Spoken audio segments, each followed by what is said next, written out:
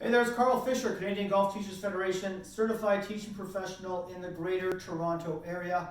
This is the Carl Fischer Golf Channel, dedicated to the why, how, what, where, when, and who of golf. All my videos are geared towards understanding the proper elements of a golf swing, the proper idea and concepts of playing strategically on a golf course, the mental aspects of the game, how to prepare yourself mentally before each shot. All these, there's so many elements of golf that come together to help you shoot lower scores.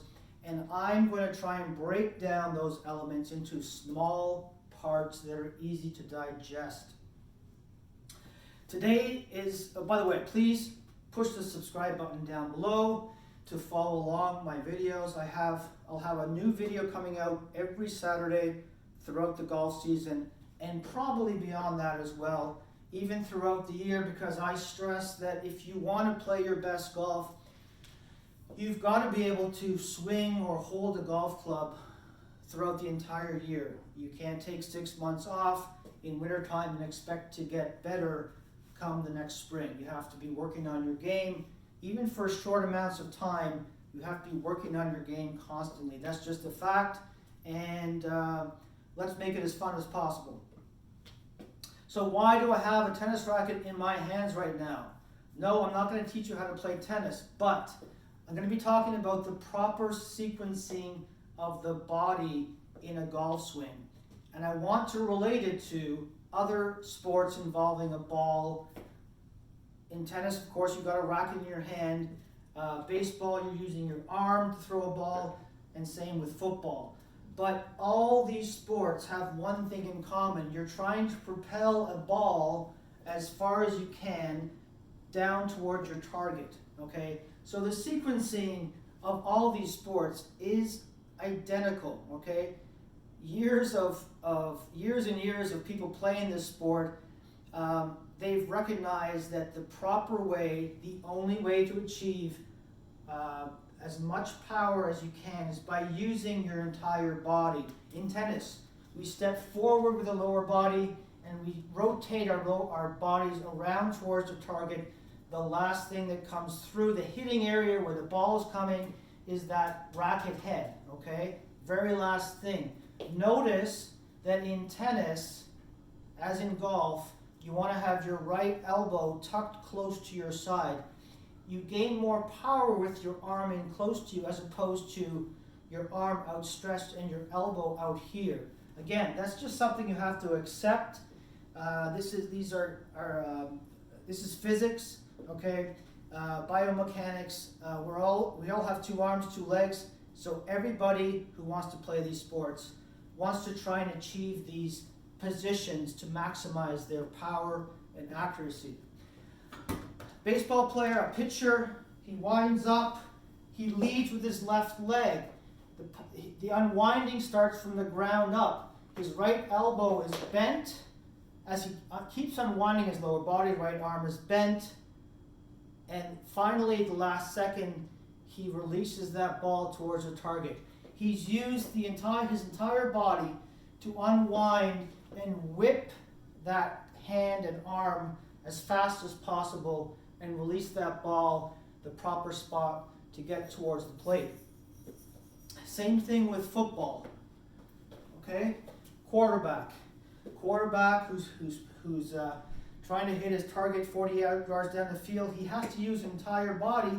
He steps towards his target. He leads with his left foot. He unwinds his body. And again, his right arm is bent. And at the last second, he releases that football using the energy of his body to propel his arm as fast as possible and release that football. Golf is no exception. The only thing that's different in golf is that the ball is stationary. It's on the ground. I think this is what causes most people to change the concept of playing golf and think it's different than any other sport with a ball.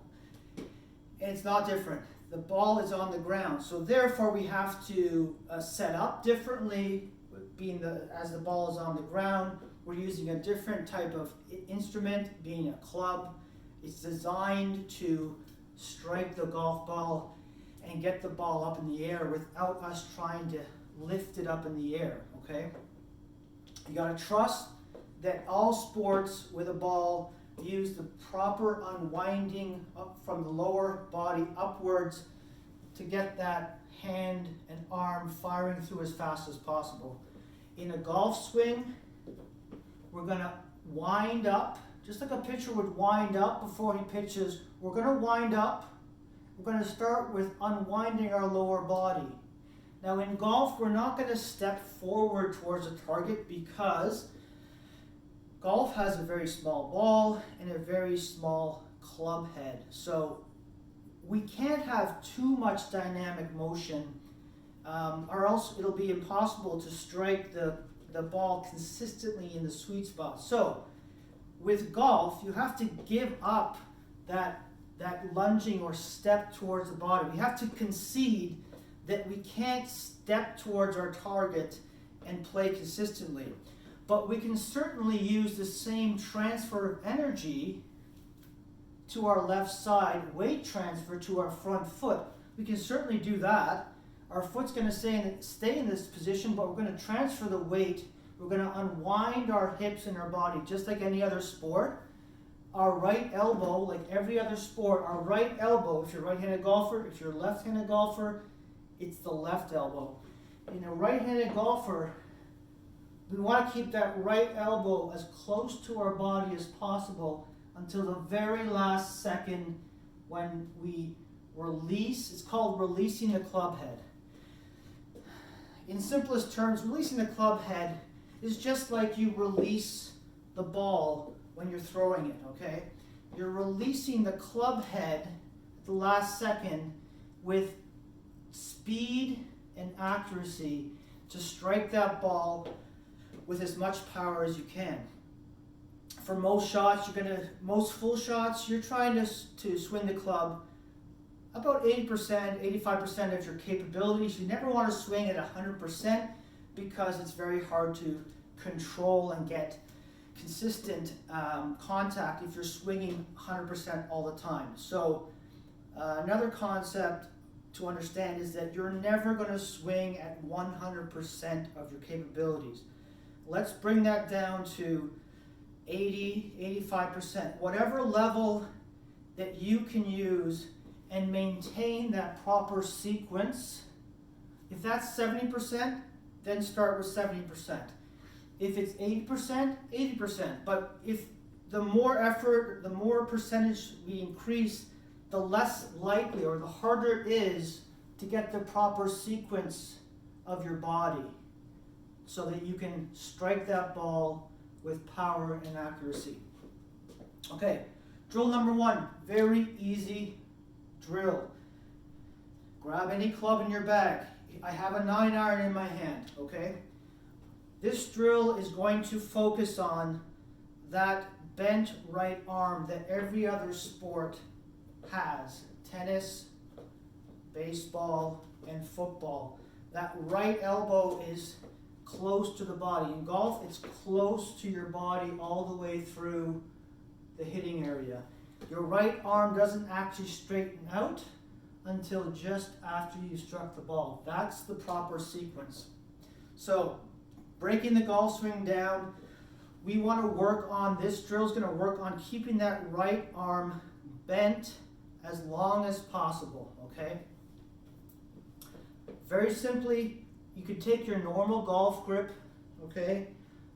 Take your right hand off the club, hold the club in front of you like this, and just ever so lightly in the fingertips of your right hand, hold the club. Just enough so it doesn't drop, okay? Just lightly enough. As you can see, my right arm is bent, okay? It's not straight, it's bent. My left arm is straight, as it would be in a normal golf swing, but my right arm is bent. I'm just going to swing back, keeping my right hand very lightly on the club, just back and through. That's the drill. That's all it is, okay?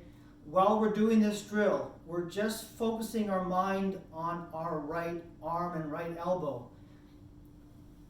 just thinking, bent right arm, all the way down here, all the way down through, bent right arm. You can never do this drill enough. It seems simple and it seems like it's not valuable, but these drills are extremely valuable. This motion with your right arm bent is crucial to you being able to achieve the consistency and the power that you can have in your golf swing with your body, your skill level, and your athletic ability. Again, that right arm is bent. This is a simple drill, just back and through, keeping that right arm bent. Do that as many times as you can. Do it every day, 5-10 minutes. Sooner or later, it's going to become a habit. You will not have to think about it in the golf swing, and all these other elements that we're going to work on will come together. You have to trust that breaking the golf swing down into very small parts is the only way to actually improve your golf swing. Trust that that's going to work. Believe it, understand and accept that this bent right arm is the proper position to be able to strike the ball with a club head. Just like any other sport, football, baseball, tennis, the right arm is bent, okay? That's a simple drill. The other drill I want to show you is, let's work on what other sports do. They unwind their lower body. A pitcher, a quarterback, a tennis player, unwinding their lower body. Same thing in golf. We're unwinding our lower body, okay? Unwinding our lower body. I have it's called a Pro Stick. It's an alignment rod I picked up at Golf Town a few years ago. And I'm just going to place this golf rod through the first 2 belt loops in my pants. Okay, now it's fastened in there securely. Now what is this going to do? This is going to show you visually where your hips are aligned throughout the golf swing. So all I'm going to do is cross my arms over my chest, and I'm going to work on rotating my hips going back, winding them up. And how can I tell if they're wound up? Well, look at that. I can see that this rod is coming ahead of me here. This one's going back, okay? So I'm winding up going back, and then I'm starting the downswing by unwinding the hips. And I can see how I'm doing that. This rod is going to come from back here, and it's going to keep moving all the way through until I'm finished my swing. And in a perfect golf swing, a perfect finish, you would be facing the target with your hips, shoulders, and knees. Perfect golf swing, okay? But golf is not perfect, and not everybody can achieve this finished position. What you want to achieve is finishing as far as you can go in your particular swing with your body type and your flexibility. We want to be able to unwind our bodies fully as much as we're able to do. Some people may only get to here instead of getting all the way here. That's fine. You can always work on flexibility, but this drill is working on the unwinding of the lower body, and the visual aid is this rod I have through. I'm just going to work on concentrating on my hips and making sure I can move this rod around, going back, and going through. I'm going to move this rod. All I'm thinking about is unwinding my lower body, which is I can see that rod is unwinding. I'm not going to stop anywhere until I get to my full finished position, which will be facing the target. Okay, 2 simple drills. You can work on them now. It's March 30th, 2019. Some golf courses are actually open. I think some courses opened yesterday in the Greater Toronto area. So if you're brave enough and you don't mind the cold and wind and wet weather, you can get out and start playing. I would recommend that you work on these drills inside the comfort of your own home and work on them over and over again as often as you can, daily, for 5-10 minutes a day. These little drills will improve your consistency. You have to believe that these drills are going to work, that they're going to put you in the proper position with the proper sequencing and unwinding of your body and that right arm being bent. So 2 drills, keeping that right arm bent. Okay, hold a club in your hand, gently with your right arm bent, your left arm is straight, and just winding back, keeping that right arm bent, and with the drill with your lower body unwinding, okay? 2 drills to work on. Thank you for watching. If you want any lessons, you can contact me by email, text, or give me a call. Numbers on the website, carlfischergolf.com. And hope to see you soon. I'll have videos out every Saturday throughout the golf season and beyond. Once again, thanks for watching, and I'll see you soon.